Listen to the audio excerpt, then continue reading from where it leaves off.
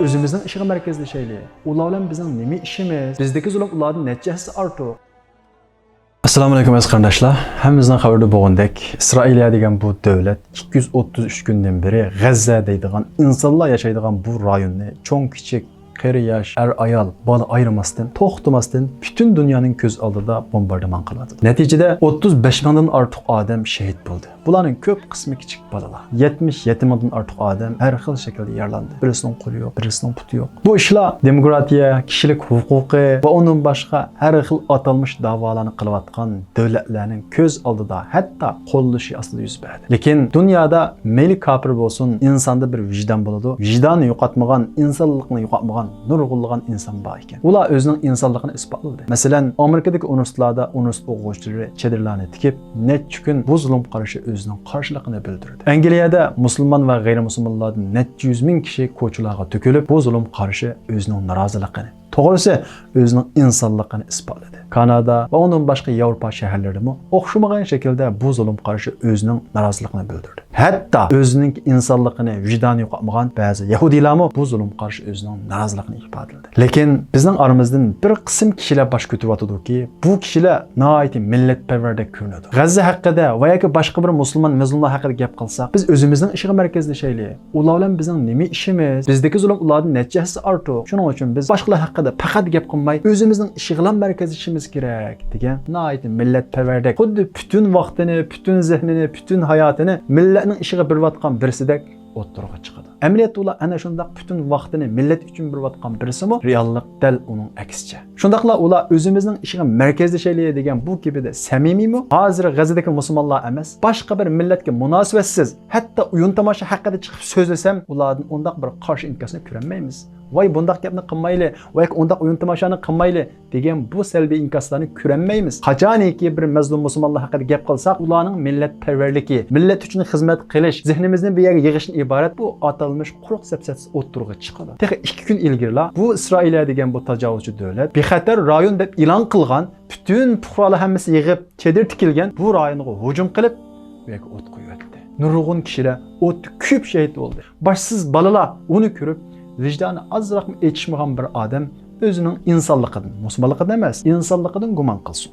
Shuning o'rniga o'zining bir bolasini qo'yib baqsin. Agar uni ich og'ritishni to'sqini ularning musulmonligi bo'lsa, u bolalarni musulmon emas deb bir tasavvur qilib baqsin. Chunki ba'zilarga taqshidigini ularning musulmonligi. Chunki ular musulmonni ko'rsa besh og'riydigan, kafir va yahudi xristianni ko'rsa ich og'riydigan tipdagi kishilar. Shuning uchun bunday kishilarning gapidan qo'rqib, asla va asla to'g'rilgan prinsipimiz, maydonimiz va insonligimizni yo'qotib qo'ysak, qat'iy to'g'ri bo'lmaydi. Chunki biz bir musulmonki, bizga Alloh taolo Qur'oni Karimda innamal mu'minuna ikhwa, mu'minlar qarindosh dedi. Payg'ambarimiz Muhammad alayhissalom musulmonlar bir jasadga o'xshaydi. Birisi og'irsa, boshqasi uning uchun hamkorlashadi dedi. Texi bu yerda hech kim o'zimizning ishini tashlab qo'yib, boshqalarning ishiga mayli degan gap yo'q. Faqat u yerda bir musulmon o'lib o'tibdi, shahid qilinib o'tibdi. Ularga bir duo qilaylik, istashlik qilaylik deyapmiz. Albatta biz o'zimizning ishini eng oldida qo'yamiz. Chunki bizdagi zulm ulardan nechasi ortiq. Ularda bo'lgan zulmni dunyo biladi. Bizda bo'lgan zulmni dunyo bilmaydi. Lekin o'zimizning ishini qilishimiz boshqalarga duo qilishga, istashlik qilishga cheklama emas. Bu ikkisi hech qachon zidlashmaydi. Faqat uni zidlashtirayotgan, maqsadli holda birisi-birisiga qarshi qo'yayotgan kishilar bor. Zulmning nima ekanligini bilgan turib, boshqalarning zulmiga hissashlik qilmagan kishi albatta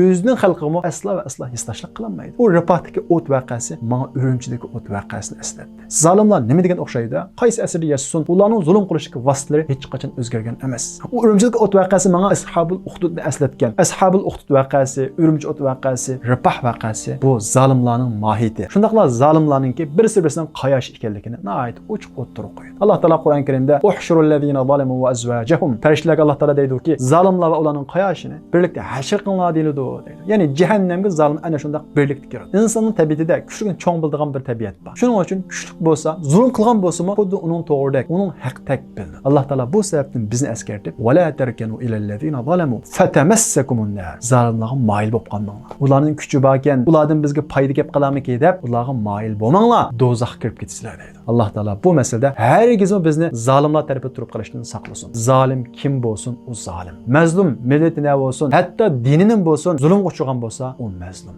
Mazlumlar haqida ansirashdan ilgari biz o'zimiz haqida ansirashimiz kerak. Biz qaysi sapda? Zolimlar sapidami? Ya'ni fikrimizda, ideyamizda qaysi sapda? Buning qarta o'zimizni ansirashimiz kerak. Chunki ma dunyoda mavhum foydalar bilan o'zimizni aldab, o'zimizni bilmay, zolimlarning sapida bo'lib qolish ehtimolimiz nihoyat yuqori. Undan boshqa biz cho'ng umid kutayotgan demokratiya, kishilik huquqi deb jar solayotgan bu davlatlarningki demokratiyasining, kishilik huquqining naqadar saxta ekanligini nihoyat ochiq ko'ramiz. Chunki seshanba kuni e'lon qilgan Aqsoyning bayonotida Isroil qilgan bu hujumida, ya'ni Rifah qilgan bu hujumida bizning qizil chiziqimizga dastimidi.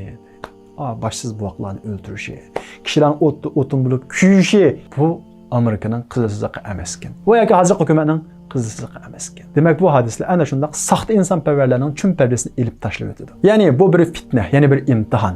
Hammamiz uchun imtihon. G'azo xalqi imtihonlardan o'tyapti. Masalan, ana shunday zulmga uchragan bo'lsa-mu, bolalari vafot, shahid bo'lgan bo'lsa-mu, o'zlari uchun kurash qilayotgan o qasam qarta ular qanday pozitsiyada bo'ldi?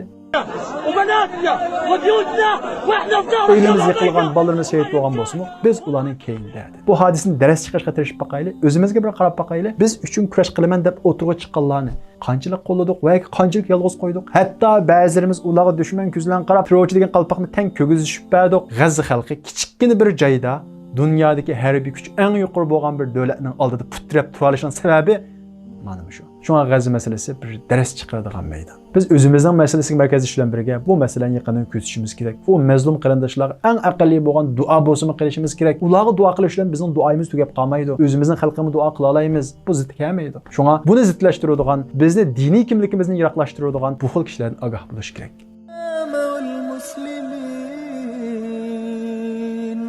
وأذل الشرك والمشركين ودمر أعداءك أعداء